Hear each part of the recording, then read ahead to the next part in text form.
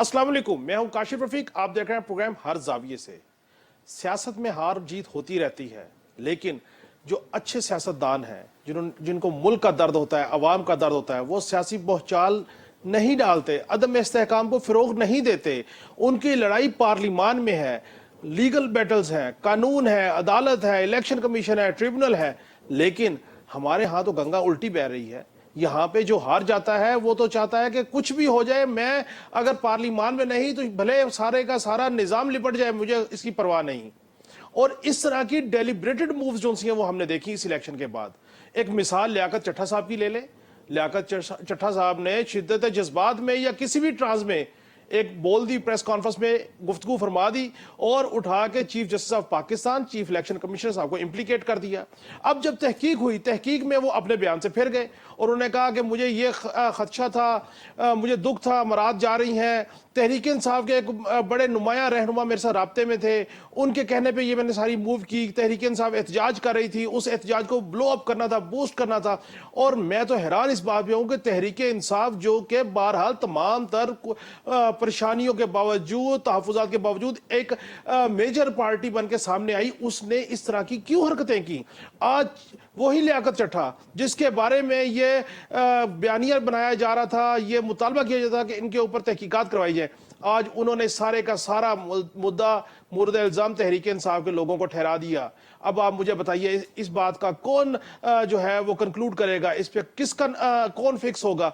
क्या इस बयान के बाद लियाकत चट्टा साहब को छूट जाना चाहिए, जिन्होंने इदारों के ऊपर निशानदेही की, तमाम की तमाम चीजें की। लेकिन उन लोगों को भी पूछना चाहिए जिन्होंने इसको बयानिया बनाया सोशल मीडिया में, और एक अजीब किस्म का मामला शुरू हो गया और ऐसे लग रहा था कि जैसे शायद जमहूरियत की बेसार लिपट ना जाए। क्या क्या बातें नहीं हो रही थी, स्टॉक एक्सचेंज गिर गई, हर चीज हो गई। लेकिन अफसोस ये कि किसी ने ये नहीं सोचा कि तहम्मुल करें, सब्र करें, इसका तहकीकात होने दें, उसके बाद हकायक सामने आ जाएंगे, जो कि आ चुके। और इस तहकीकात के बाद, इस बयान के बाद तहरीक इंसाफ के कौन से रहनुमा जिन्होंने इनको इंस्टिगेट किया, कौन सी मरकजी क़यादत थी जो इसकी पुष्टपनाही करी थी, वो सारे किरदार भी आहिस्ता आहिस्ता बाहर आने चाहिए। और अगर नहीं आएंगे तो हम ये बात उठाते रहेंगे कि उन किरदारों को सामने लेके आइए, ताकि मुल्क के अंदर जो अदम इस्तेहकाम है उसको खत्म होना चाहिए। दूसरी जानिब एक और बात सामने आ गई कि अली जफर साहब कहते हैं कि बानी तहरीक इंसाफ IMF को खत लिखेंगे कि जहां पे जमहूरियत नहीं होती वहां पे इंटरनेशनल इदारे काम नहीं करते। अगर आपको इख्तलाफ है तो मुल्क में लड़िए, अदालतों में लड़िए। आप क्यों बाहर के लोगों को दावत दे रहे हैं कि इस मुल्क की मईशत को खराब किया जाए। समझ से बालातर है कि तहरीक इंसाफ करना क्या चाहती है। मुझे तो यह लगता है कि जो तहरीक इंसाफ के पार्लिमान में आने वाले लोग हैं, जो मुंतखब क़यादत है, वो इस तरह का तसादुम नहीं चाहती। बैरिस्टर गौहर ने आज बयान दिया कि वो पार्लिमान में अपनी जदोजहद जारी रखेंगे। लेकिन जो दूसरी क़यादत है, शायद वो चाहती है कि एक मैस क्रिएट रहे, अदम इस्तेहकाम रहे। अब आई डोंट नो कि किसको बानी तहरीक इंसाफ की ज्यादा पुष्पनाही हासिल है। फजलुर रहमान साहब की भी आरजू थी कि उन्हें खैबर पख्तूनख्वा मिलता और वहां पे हुकूमत करते, लेकिन वो अफसरदा है कि उनकी इस दफा भी इलेक्शन में इस ख्वाहिश को और आरजू को खत्म कर दिया गया, दबा दिया गया, कुचल दिया गया। किसने कुचला उसका नाम लेने को ये भी तैयार नहीं। लेकिन तहरीक चला रहे हैं, अदम इस्तेहकाम को हवा दे रहे हैं, क्यों दे रहे हैं, इसके पीछे जो क्या मुहर्रिकात है, ये भी आज की गुफ्तगू में हम जानने की कोशिश करेंगे। पंजाब अरकान असम्बली भी कल हलफ उठा रहे हैं, सिंध अरकान असम्बली भी कल हलफ उठा रहे हैं, और अनकरीब जो है वो कौमी असम्बली का इजलास भी बुला लिया जाएगा। ये तमाम की तमाम चीजें। और मैं एक और बड़ी इंपॉर्टेंट चीज नाज़रीन आपसे शेयर करना चाहता हूँ। सिंध हुकूमत, खैबर पख्तूनख्वा की हुकूमत, पंजाब की हुकूमत और बलोचिस्तान की हुकूमत, ये सूबाई मुस्तहकम हुकूमतें इलेक्शन के बाद सामने आई हैं। और अगर ये मुस्तहकम हुकूमतें भी अवाम को रिलीफ नहीं देती, अवाम के लिए वेलफेयर के काम नहीं करते, तो फिर 5 साल बाद जब दोबारा इंतखाबात होंगे तो इन तमाम जमातों के पास कोई एक्सक्यूज नहीं होगा। इन तमाम मौजूआत पे गुफ्तगू करेंगे कि आखिर क्यों बैठ के गुफ्तगू नहीं की जा रही, क्यों मुकालमे को फिरोग नहीं दिया जा रहा, और क्यों इस अदम इस्तेहकाम की तरफ चीजों को लेके जाया जा रहा है। इन तमाम मौजूआत के ऊपर हम गुफ्तगू करेंगे, अपने पैनलिस्ट की राय आपके सामने रखेंगे, बाज़ाब्ता गुफ्तगू करेंगे। एक ब्रेक के बाद हमारे साथ रहिए।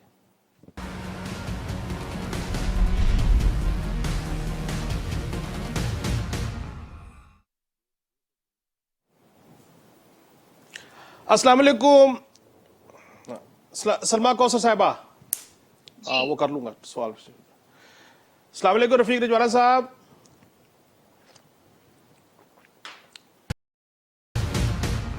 वेलकम बैक नाज़रीन। नाज़रीन, गुफ्तगू शुरू करने से पहले अपने मेहमानों का आपसे तारुफ करवाता चलूँ। सलमा कौसर साहिबा तजियाकार हैं, हमारे साथ मौजूद हैं। रफ़ीक रिजवाना साहब मुस्लिम लीग नून से इनका ताल्लुक है, हमारे साथ मौजूद हैं।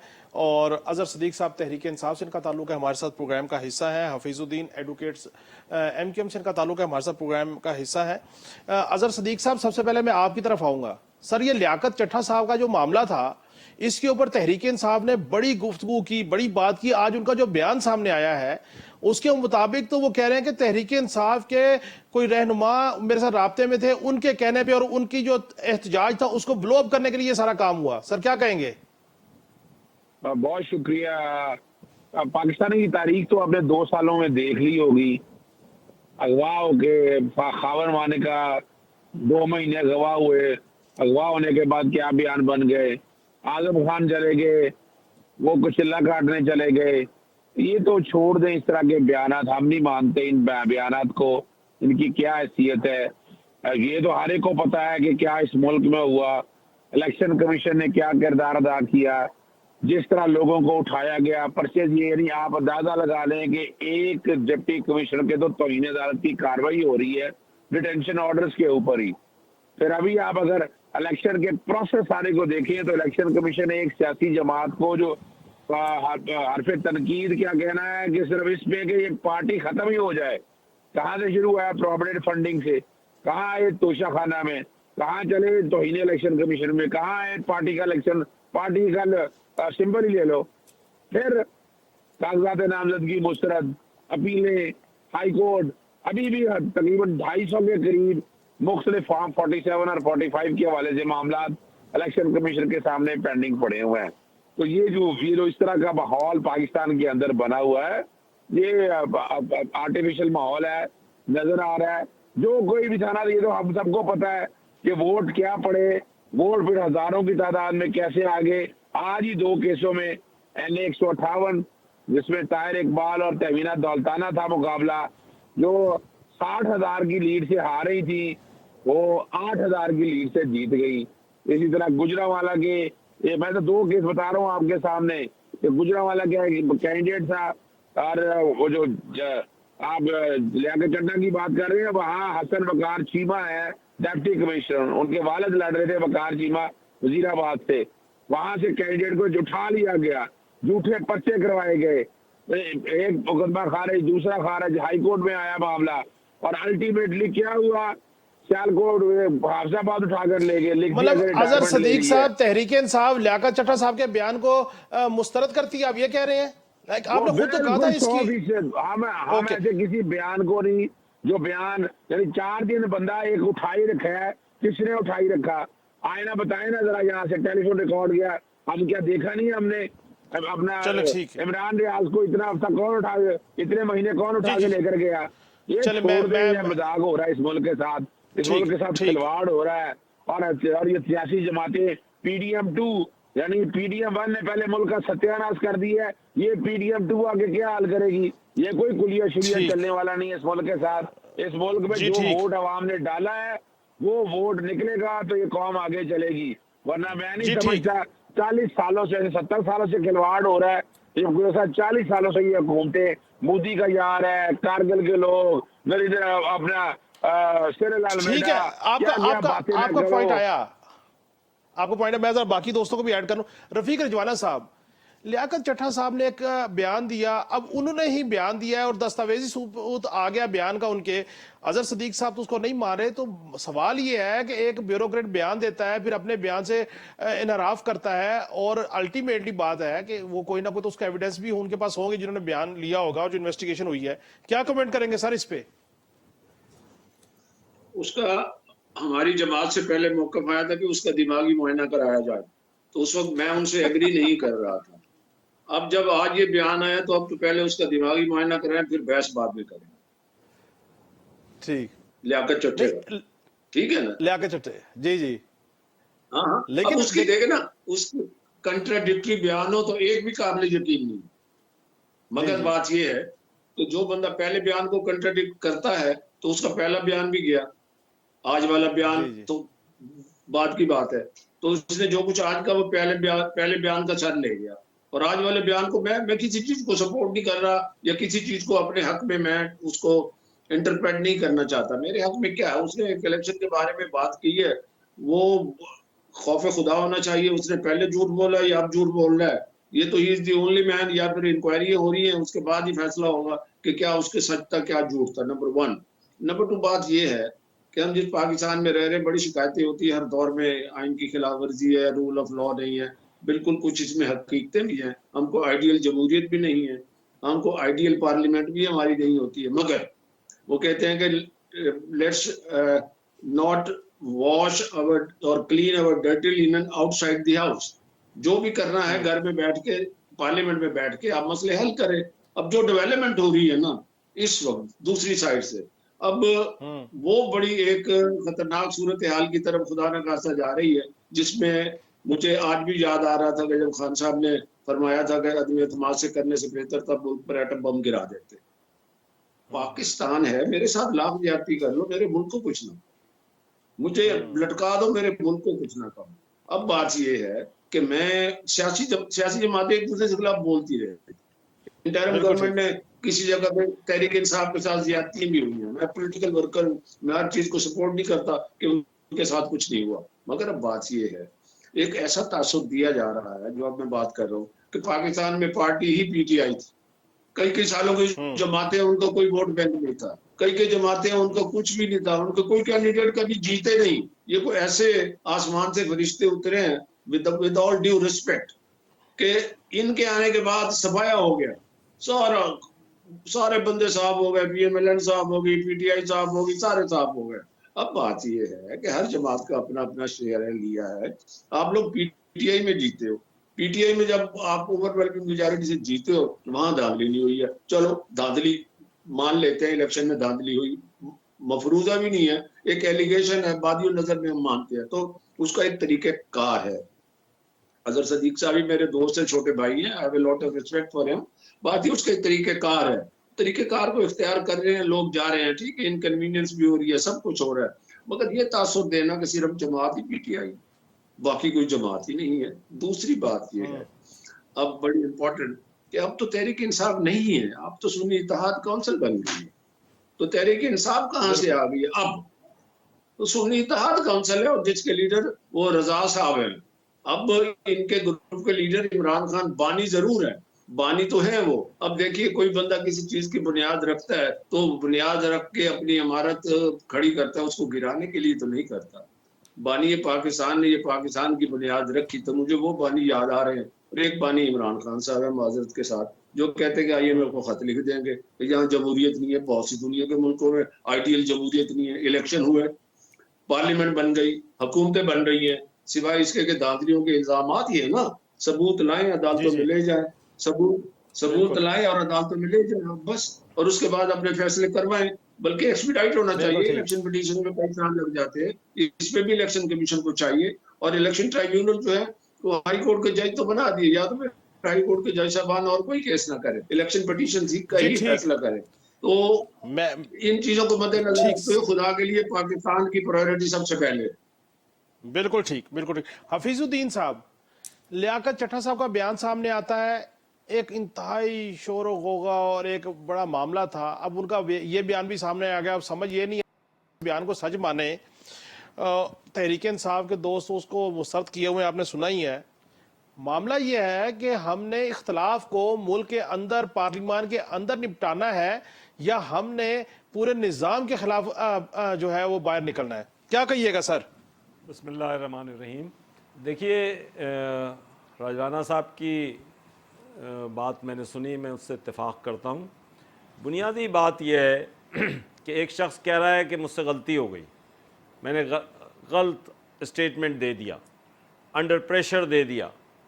ये उसका दूसरा स्टेटमेंट है सामने जो हमारे आया है, और वो अपने पिछले स्टेटमेंट की नफ़ी कर रहा है।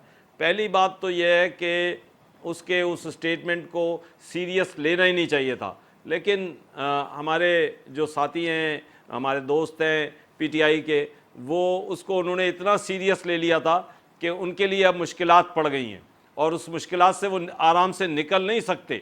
क्योंकि कौन सी बात सच है, पहली बात सच थी या दूसरी बात सच थी?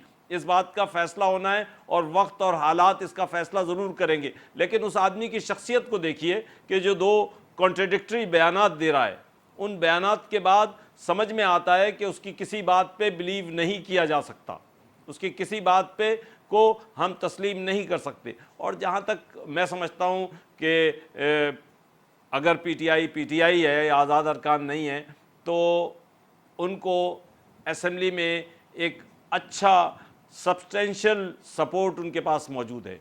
वो आए असेंबली में, अपनी बात करें, अपना नुक्ते नज़र पेश करें। हमें अपनी इस तमाम सूरत हाल से ज़रा थोड़ा सा उठ कर बात करनी पड़ेगी। हमारा मुल्क बहुत माशी तकालीफ का शिकार है। इन तकालीफ से हमें किसी सूरत में निकलना होगा और हम मुंतखब नुमाइंदों पे ये ज़िम्मेदारी आयद होती है कि वो किसी सूरत में इस मुल्क के मसाइल को हल करने में और ख़ास तौर पे माशी मसले को हल करने के लिए अपना किरदार अदा करें। और आप देखिए इस वक्त मैं बैरिस्टर अली ज़फ़र साहब की भी आज के बयान पे मैं शशद हूँ, हैरान हूँ कि वो किस किस्म का बयान दे रहे हैं, किस किस्म का बयान दे रहे हैं। उनको पता नहीं है कि इस बयान की नौइयत क्या है, इसका कोई हासिल भी नहीं होगा उनको।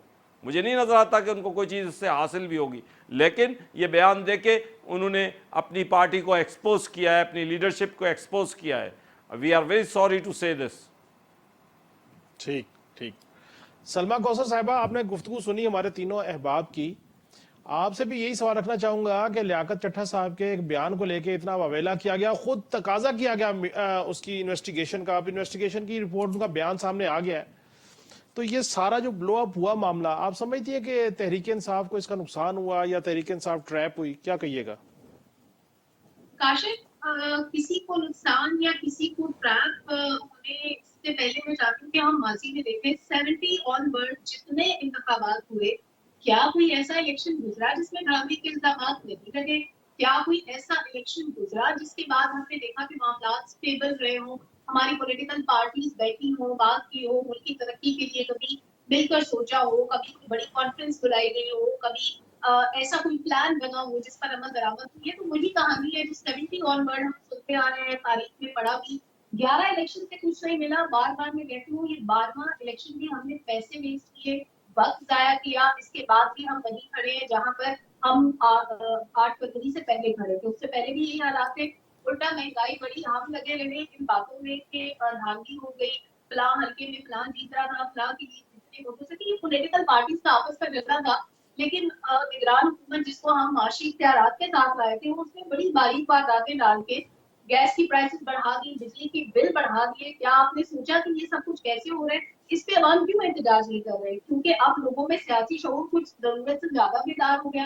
पूरी कौम का फोकस है इस वक्त इलेक्शन कैसे हुए, इलेक्शन रिग थे, इलेक्शन रिग नहीं थे। और जो माशी बोझ अवाम के ऊपर बढ़ता जा रहा है, जो IMF को हम खुद प्लान बना के देते हैं कि यहाँ पे खसारा हो रहा है, यहाँ से पैसे बनेंगे, यहाँ अवाम की जेबों से निकलेंगे और यूं हम इस इदारे का खसारा पूरा करेंगे। हम तो इस कहानी के अंदर उलझ के रह गए। हमने नहीं देखा कि कोई बंदा सड़क पे आया हो। आपने देखा अगर आपके घर में जो गैस का बिल आया वो कितना आया होगा? क्या आपके मोहल्ले वालों ने एहतजाज किया? क्या किसी आपने कम्युनिटी को बाहर आके देखा कि ये हालात रहने जी के काबिल नहीं रहे? आगे 10 सालों में हमारा मुल्क कहाँ खड़ा होगा? जी जी जी जी। नाज़रीन, गुफ्तगू का सिलसिला जारी है, हमारे साथ रहिए, मिलते हैं ब्रेक के बाद।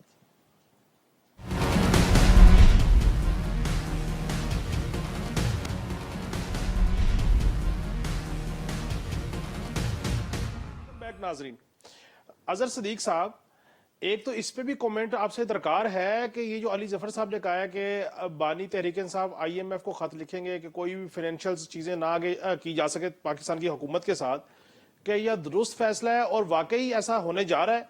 और दूसरा, आपने इंटर पार्टी इलेक्शन दोबारा अनाउंस कर दिए हैं और उधर से अकबर एस बाबर साहब ने उनको दोबारा चैलेंज करने का भी ऐलान कर दिया है, क्या कमेंट करेंगे सर? बहुत शुक्रिया। देखिए, पहली तो बात है कि पता नहीं कैसे प्रज्यूम कर लिया कि हम ये ऐसा करना चाह रहे हैं कि जनाब आपने कर्जा नहीं देना। हम वहां तक अपना एक कंसर्न रखना चाहते हैं कि पाकिस्तान में तो इंसाफ ही कोई नहीं मिल रहा। हम धक्के खाते फिर रहे हैं मुख्तलिफ कोर्टों में, ट्राइब्यूनल्स में। आज 2 साल हो गए हैं, कहाँ इंसाफ मिला है यहाँ पर इस मुल्क के अंदर? इस मुल्क में इलेक्शन कमीशन का कौन सा एक किरदार अदा किया मेरिट के ऊपर? तो अब क्या है, क्या बैनुल अक़वामी दुनिया देख नहीं कि इंटरनेशनल ऑब्जर्वर नहीं देखा कि इस मुल्क में क्या खिलवाड़ हुआ है? तो वहां तो सिर्फ इतना बताना है कि भाई इस मुल्क में जमहूरियत नहीं है, इस मुल्क में जमहूरियत का निजाम ठीक करें, यानी ये जो हुकूमत। अजहर सदीक साहब, खैबर पख्तूनख्वा में जमहूरी हुकूमत होगी?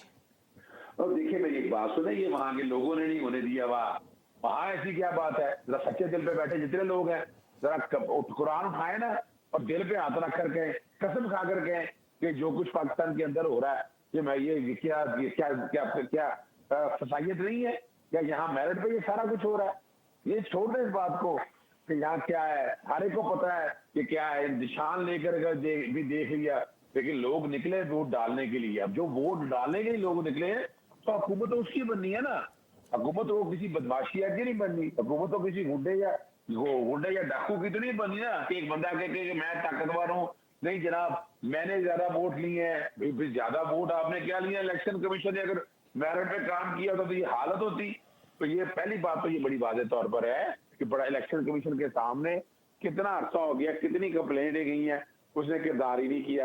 तारीखी तौर पर बताते रहे कि ये 2018 के इलेक्शन को जालसाजी में कहते रहे, कितनी कंप्लेंटें इस तरह की फाइल की है उन्होंने, बता दें, मैं साबित कर देता हूँ। अब तक 1000 के करीब पिटीशनें चली गई हैं। ये जेहन में रख लीजिएगा, ये तारीखी रिकॉर्ड होकर गिनीज बुक ऑफ रिकॉर्ड में जाएगी ये बात। शर्कीनी बात नहीं रुकती। अब आगे जो है ना, जहां तक IMF को लिखने की बातें हैं, तो क्या IMF तक सिर्फ आपको पाकिस्तान के अंदर के हालात को पता नहीं है? पूरे इंटरनेशनल मीडिया कवर कर नहीं रहा। हमारे कहने से क्या फर्क पड़ता है? हम तो हालात बता रहे हैं कि यहाँ क्या है। और ये लोग, हमें डाउट है कि ये लोग मुल्क को खा जाएंगे। जो 40 सालों से 50 सालों से मुल्क का हाल भी इन्होंने किया है, मुल्क तबाही के ढाने पे खड़ा है, हम कैसे इन लोगों के सर पे छोड़ दें? हम तो अपने मुल्क के लिए चाहते हैं कि हमारा मुल्क है। क्या ट्रस्ट है? किस बात पे ट्रस्ट है? PDM ने जो हाल कर दिया मुल्क की इकोनॉमी, आपने देखी 18 महीने में तबाह बर्बाद कर दी। डॉलर कहाँ चला गया, पेट्रोलियम की प्राइसेस कहाँ चलेगी, महंगाई कहाँ चलेगी? तो ये इनसे तो को रखेंगे, ये मुल्क बेहतर करेंगे? ये तो मुल्क को कौड़ियों का बहुत भेज जाएंगे। हमें तो डर और खौफ इस बात का है।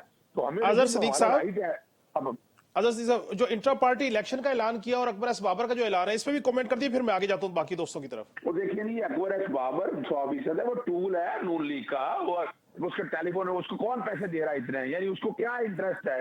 कितनी का आवाम में पजीराई है? भाई खुदारा, मैं भी समझ आ रहा है 2-4 लोग उठ के करोड़ों रुपए के लोगों का मुकाबला करें, करोड़ों के लोगों के बारे में बातें करें, शर्म की बात है। और वो जिसको जोश को चला रहे हैं, पीछे कहाँ से दे रहा है? वो इतने बड़े बड़ी वकील जो बैठे कर रहे हैं, कौन दे रहा है? जरा बताए तो सही ना कौम को आकर। उसका किसी ने टेलीफोन का रिकॉर्ड तो निकालें। बाकी ये छोड़ें, अकबर एस बाबर की कोई नहीं है। इंट्रा पार्टी इलेक्शन कराना हमारा हक है। और वैसे मैं बता दूं आपको, ये भी मजाक है कि जनाब सेक्शन 209 के तहत आपने पार्टी अगर सर्टिफिकेट नहीं दिया तो आपसे पार्टी का इलेक्शन सिंबल ले लें तो पार्टी डिसबैंड कर दें। हालांकि पार्टी को बैन करना तो आर्टिकल 17 है, तो उसके लिए ये मुल्क की सालमियत के खिलाफ अगर कोई सियासी जमात काम करती है तो वो है। अजहर सदीक साहब बतौर रहनुमा तहरीक इंसाफ सुन्नी इत्तेहाद काउंसिल के साहबजादा हामिद रजा साहब को अपना चेयरमैन तस्लीम करते हैं दिलो जान से? जी बिल्कुल। हमने बड़ा सोच समझ के इत्तेहाद की है। इत्तेहाद हमने किसी लिए की है? ये सियासी जमातों को शर्म से डूब मरना चाहिए। इत्तेहाद नहीं सर, ज्वाइन की है जमात। नहीं जी नहीं, बिल्कुल जो पार्टी ने फैसला किया उस पार्टी को सब मानते हैं। ठीक हो गया, हमने अपनी रिजर्व सीटें लेनी है, रिजर्व सीटें ठीक छीन के ले जाना चाहते हैं। हमने जाना नहीं देते सीटें इनसे, इनको। बिल्कुल ठीक। हफीजुद्दीन साहब, मेरा सवाल यह है कि आप IMF को खत लिख रहे हैं यहाँ के निज़ाम के लिए, खैबर पख्तूनख्वा में आपकी हुकूमत बन रही है, तहरीक इंसाफ की बात करूँ, क्या ये अच्छा रवैया है? देखिए, यही तो डबल स्टैंडर्ड है। मैं समझता हूँ कि KPK के अंदर इनका स्टांस दूसरा है और मुल्क के दूसरे हिस्सों के लिए इनका स्टांस दूसरा है। बड़ी अफसोसनाक बात है। हम सियासतदानों को ये सोचना भी चाहिए कि हम किस तरीके से अपने मुल्क को आगे चलाना चाहते हैं। ये आज की जो कैफियत सामने आ रही है, मैं समझता हूँ कि ये एक PTI के लिए इमेच्योर, मैं कहूँगा कि इनका तमाम इक़दामात इमेच्योर हैं। इनको सोचना चाहिए अपने इक़दामात के ऊपर और सोच समझ के फ़ैसले करना चाहिए, मुल्की मफाद में फ़ैसले करना चाहिए। KPK में एक फ़ैसला है कि वहाँ के इलेक्शन ठीक हुए, वहाँ के मामला ठीक हुए। मुल्क के दूसरे हिस्सों के अंदर जो इलेक्शन हुए वो इनके लिए ठीक नहीं है। क्योंकि वहाँ पे इनको पजीराई नहीं मिली जैसी जिसके ये ख्वाहिशमंद थे। तो ज़रा इस सारी जमहूरी सियासी तरीके को इनको समझना चाहिए। ये कह रहे हैं कि इतनी पिटिशन्स, आप डेटा निकाल के देख लीजिए, पहले भी ऐसी पिटिशन्स हुई हैं, पहले भी ऐसे ही मामलात हुए हैं, ये तो सब होता रहता है। आज आप सोशल मीडिया के ऊपर वायबल हैं, इस वजह से आप इसके लिए शोर मचा रहे हैं ज़्यादा। ये सोशल मीडिया का दौर बहरकैफ है, मैं मानता हूँ इस बात को, लेकिन आपको हद में रहकर लोगों की राय को तस्लीम करना चाहिए, लोगों के मैंडेट को मानना चाहिए। कराची में हर वक्त से हमारा मैंडेट रहा है, हम इलेक्ट होते रहे। इनको उठा के इनकी झोली में 14 सीटें डाल दी गई थी, उस वक्त सब कुछ ठीक था, सब कुछ ठीक था, और आज सब कुछ गलत है। जरा सोच समझ के फैसले करें। जी जी, रफीक रिजवाना साहब, सर आप तो पहले भी इस पे कमेंट कर चुके हैं। मेरा सवाल ये है कि आप ये सियासतदान खुद पार्लियामान में बैठ के, टेबल पे बैठ के मुकालमा क्यों करने को तैयार नहीं है? आज ये IMF को खत लेकर आए हैं, फजल रहमान साहब सड़कों पे हैं, वो कहते हैं कि उनकी ख्वाहिश, उनका मेजर जो मैंडेट था वो तो खैबर पख्तूनख्वा में था, नून लीग को खैबर पख्तूनख्वा से मैंडेट नहीं मिला। तो जहां पे हुकूमत है वहां पे बिल्कुल ठीक, जहां पे नहीं मैंडेट मिला वहां पे वावेला गिला शिकवा, क्या कहेंगे सर? बात ये जी, हम इसका जवाब एक मफरूजे से शुरू कर ले। फर्ज किया इन्होंने खाकुम बदल, इन्होंने IMF को खत दिया, ठीक है ना जी, कि पाकिस्तान की इमदाद रोक दी जाए। साथ ये भी प्रेयर करेंगे कि जी और हमारी सीटें जो हैं उनको नोटिफाई किया जाए, हमें MNA फलां जगह से बना दें, और IMF वहां से डायरेक्शन शुरू करेगा कि इनके नोटिफिकेशन जारी करें, फिर हमको अगली किस्त भी जारी करेंगे। अब बात ये है, वो अपने शऊर तो है माशाल्लाह बड़ा है, तो जरूरत से ज्यादा इस्तेमाल हो रहा है, रंग ज्यादा चोखा चढ़ गया है, ठीक है ना। अगर बेसिक कॉन्सेप्ट ये हो कि पाकिस्तान में गलियां हो जान सुनिया तो मिर्जा याद फिरे, मतलब है और तो कोई पार्टी का वजूद ही नहीं है, ठीक है। और वावेला इतना मचाया जाता है कि झूठ को सच साबित करने की एक नाकाम कोशिश होती है। झूठ जो है जी दौड़ता बहुत तेज है, मगर मंजिल पे सच पहुंचता है हमेशा। तो इस वक्त ये धमकी देना, आपको याद है कि जब अदम इत्तेमाद हुआ था कि 2 फाइनेंस मिनिस्टर्स ने जो टेलीफोनिक ऑडियो आई थी, आपको याद होगा, नाजरीन को भी याद होगा, ठीक है। इस वक्त अवाम को चाहिए जज्बात से काम ना लें, ठीक है। अब एक पार्टी लाइन है तो PTI के दोस्तों ने, अब वो PTI के तो नहीं रहे, यानी कि सुन्नी इत्तेहाद के दोस्तों ने, सपोर्टेड बाय PTI ऐसे कह सकते हैं, उन्होंने बानी PTI ने अंदर से बयान जारी कर दिया, उसको आंखें बंद करके कान बंद करके अगर उस पर चल पड़ेंगे, बल्कि चाहिए ये कि बानी PTI से जाकर मिले जेल में, उनको बताए खान साहब ये चीज मुल्की मफाद में नहीं है, आप सियासी लड़ाई लड़े। उनका तो एटीट्यूड जिस दिन से आए थे उसी तरह से खड़ा है। मुझे एक जमहूरी दौर या इलेक्शन के दौर की एक बात याद आ रही है। किसी जमाने में पीपल्स पार्टी के दौर में टिक्का खान, जनरल टिक्का खान मरहूम इलेक्शन लड़ रहे थे पिंडी से कहीं से, तो वो तकरीर में कहा करते थे कि मैं सिपाही था, सिपाही हूं और सिपाही रहूंगा। तो सुनने वालों में से आवाज आई, जनरल साहब तरक्की भी करें, सिपाही ना रह जाए। तो इमरान खान साहब तरक्की करें, स्टेट्समैन बने, मैं मशवरा दे सकता हूँ, गुजारिश कर सकता हूँ, वो पाकिस्तान के मकबूल लीडर हैं, उनकी जमात रिजवाना साहब है। रिजवाना साहब, आप पुराने पार्लियामेंटेरियन हैं, कानून को समझते हैं, इलेक्शन कमीशन को भी मशवरा दे दें कि देखें सुन्नी इत्तेहाद कौंसिल ज्वाइन कर चुके तहरीक इंसाफ के लोग, उनकी उनकी उनकी उनकी मखसूस नशिस्तें तो देनी चाहिए उनको। अजय सदीक साहब, मैं तो बड़ा खामोश बैठा हूँ, आपसे तो मैं कोई बात नहीं कर रहा, बस बवजह एहतराम, क्योंकि हमारी और आपकी एक ताल्लुक है जाती, अदरवाइज भी बात ये है, इलेक्शन कमीशन को मैंने क्या मशवरा देना है, आइन आपके पास है, इलेक्शन मखसूस नशिस्तों के ऊपर, मखसूस नशिस्तें जो इनका हक बनता है। मैं बात करता हूँ, सुने मखसूस नशिस्तों पे।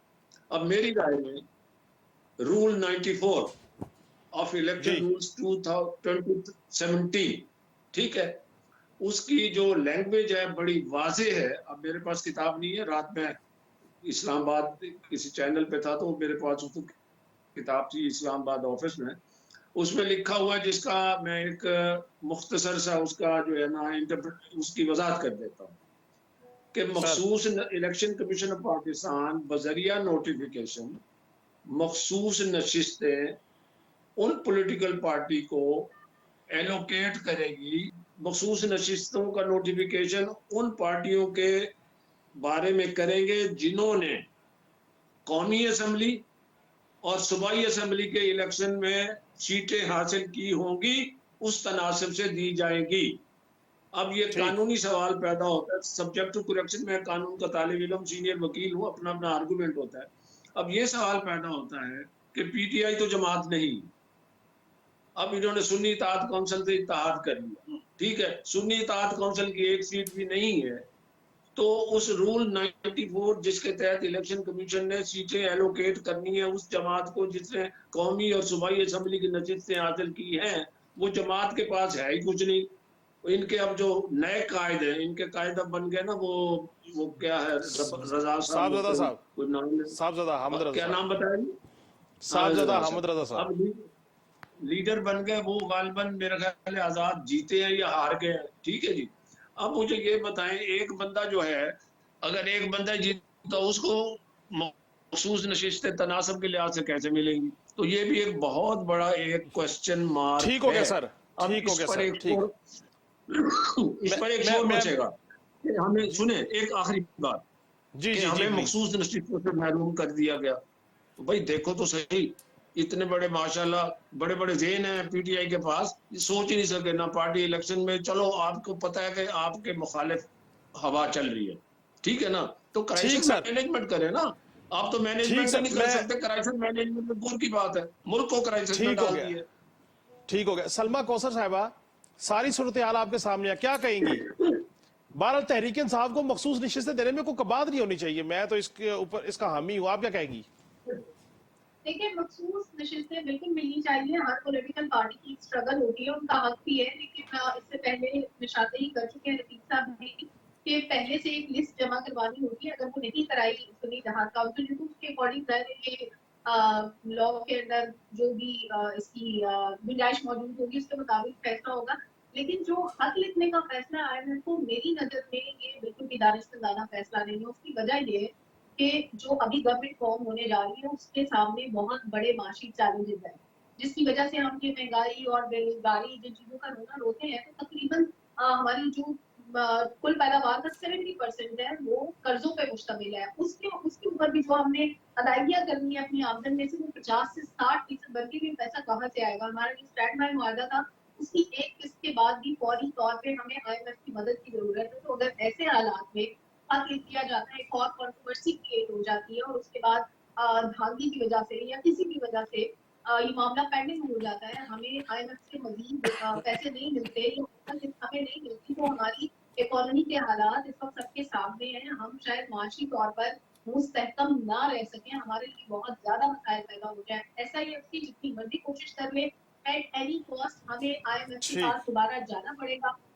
अगर इस तरह का कोई खत लिखा गया या कुछ भी ऐसा हो। फिर दूसरी बात, जो भी सीट्स की बात हो रही थी किसके पास कितनी है, तो एक चीज ऐड करना चाहती हूँ कि इससे पहले भी सर्वे हो रहे थे, सारे जर्नलिस्ट प्रिडिक्ट कर रहे थे कि इस पार्टी को इतनी सीट्स मिल सकती हैं, इस पार्टी को इतनी सीट्स मिल सकती हैं। जर्नलिस्ट भी ग्राउंड बेस्ड रियलिटीज होती है उसको देख के अपनी राय देते हैं, मुजाहिर मौजूद ही नहीं होते, लेकिन बहुत ज्यादा मिस कैलकुलेशन हुई। जो रेशो एक्सपेक्ट किया जा रहा था तमाम पॉलिटिकल पार्टीज के हवाले से, उससे बिल्कुल एक डिफरेंट सिनेरियो हमारे सामने आया है। तो इस वक्त सारे लोग कंफ्यूज हैं। हाँ, जो मखसूस नशिस्तें मिली है वो जाहिर है जो बड़ी पार्टी है उनको मिलेंगी, लेकिन सुन्नी इत्तेहाद काउंसिल के साथ जाने का पीटीआई को मेरे ख्याल में ऐसा लगता है अपेरेंटली कि नुकसान ये हो सकता है कि शायद वो एक्सपेक्टेड मखसूस नशिस्तें थी वो पहले से लिस्ट जमा ना होने की वजह से शायद ना मिल पाए, यहाँ पर इनको नुकसान होगा। ठीक ठीक हो गया। नाज़रीन, गुफ्तगू का सिलसिला जारी है, हमारे साथ रहें, मिलते हैं ब्रेक के बाद।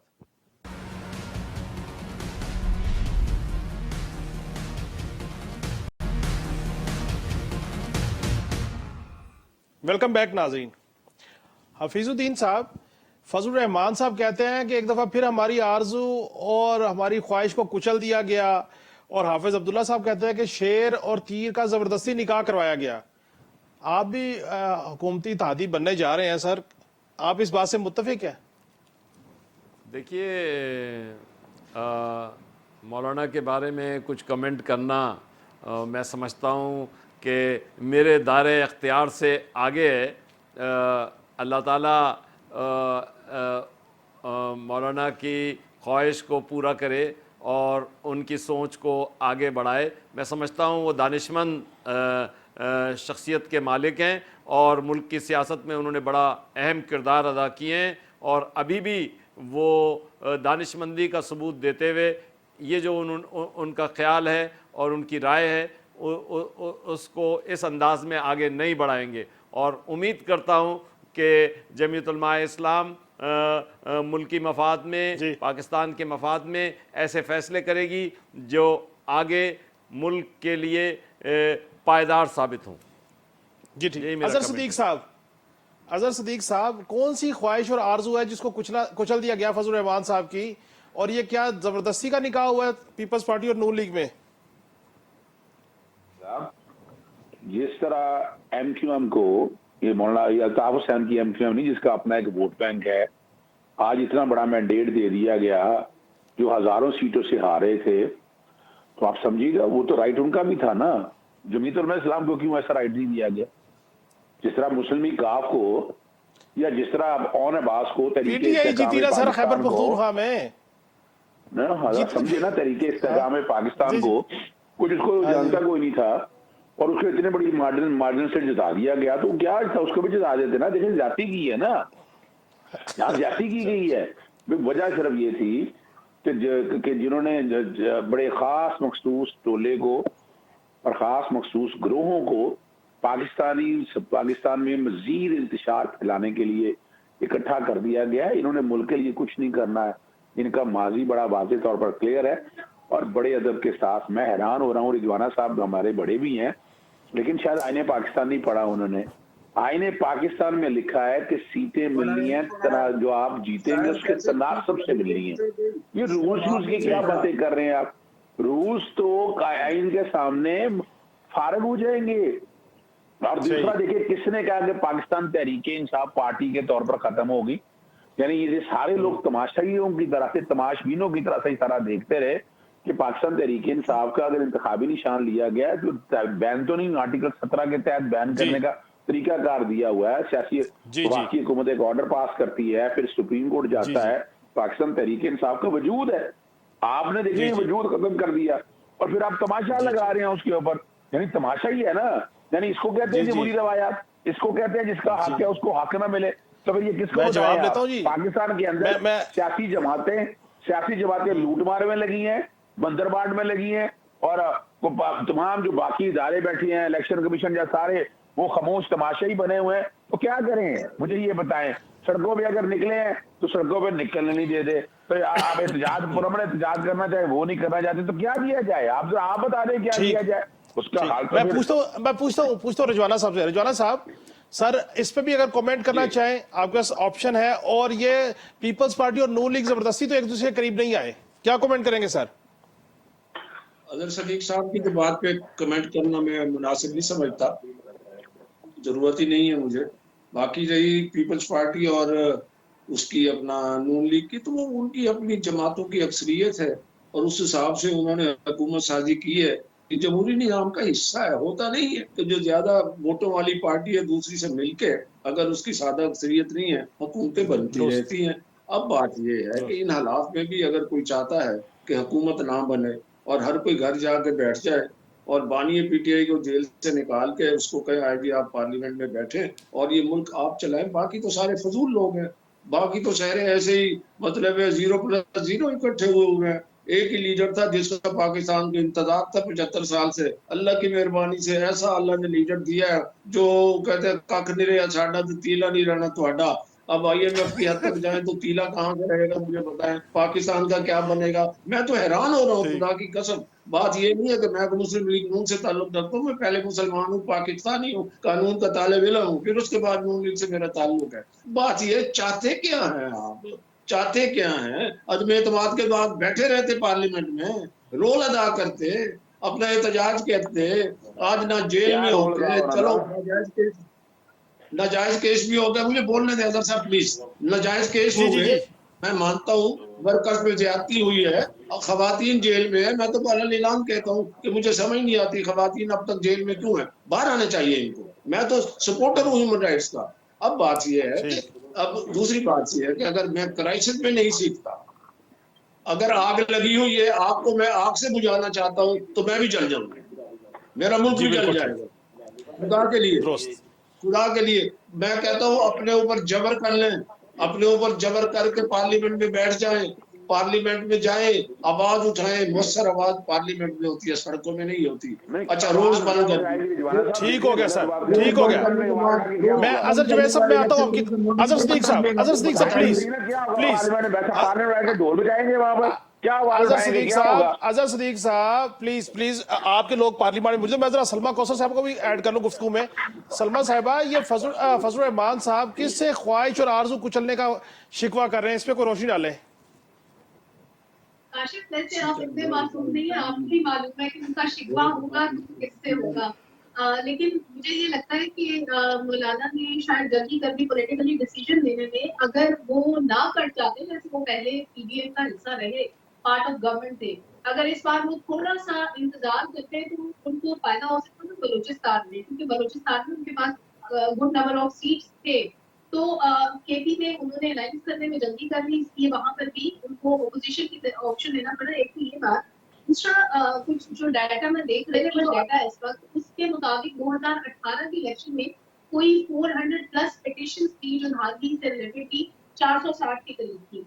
इस बार इलेक्शन में हम शोर तो सुन रहे हैं कि रिगिंग हुई है, लेकिन जस्ट 60 या उससे भी तकरीबन कुछ कम बनती है पिटिशंस जो फाइल हुई है। तो मेरे ख्याल में बेहतरीन रास्ता अदालतों में जा रहा है।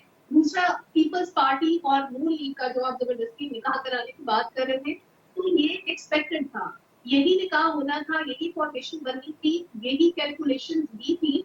सीट्स का रेशो ऊपर नीचे हुआ, लेकिन फॉर्म ऑफ गवर्नमेंट इससे पहले प्रेडिक्टेड था कि ऐसी ही होगी और यही इन दोनों बड़ी पॉलिटिकल पार्टीज को सीट सूट करनी थी। सो रिजल्ट्स की वजह से थोड़ा बहुत ऊपर नीचे चीजें हुई हैं, लेकिन ये बातचीत पहले से हुई थी। हाँ, अगर मामला को सॉल्व करना है तो मेरा ख्याल है बातचीत के ऑप्शन सबको खुले रखने चाहिए, क्योंकि सियासत में कुछ भी हर पे आखिर नहीं होता। कोई भी पॉलिटिशियन अगर अपनी राय का इजहार करता है या कोई भी स्टेटमेंट दे देता है, तो मेरा ख्याल है कि वो चीजें बदल जाती हैं। ये माजी में जी भी ठीक, हमने देखा, अभी भी हमने देखा कि जो पॉलिटिकल पार्टीज अपने ओपोनेंट्स के साथ बैठना पसंद नहीं करती थी, उन्होंने बैठ के बात की, मामला के हल निकाले। जी जी पीपल्स पार्टी और नून लीग को भी माजी में हमने देखा कि एक दूसरे की मुखालिफत की, उन्होंने क्या कुछ नहीं हुआ, लेकिन जी आज जी भी साथ है। मेरा ख्याल है कि पीटीआई को भी थोड़ा सा अपनी पॉलिसी को सॉफ्ट रखना चाहिए। जी ठीक, बहुत बहुत शुक्रिया सलमा कौसर साहब आपका, रफीक रिजवाना साहब आपका, हफीजुद्दीन एडवोकेट साहब आपका, अजहर सदीक साहब आपका, आपने आज प्रोग्राम में शिरकत की। नाज़रीन, तहम्मुल, तदब्बर और गुफ्तगू से ही मसाइल का हल निकल सकता है। मैं तमाम सियासी अकाबरीन से कहता हूँ कि इस चीज़ को फ़रोग़ दीजिए, मुकालमे को फ़रोग़ दीजिए।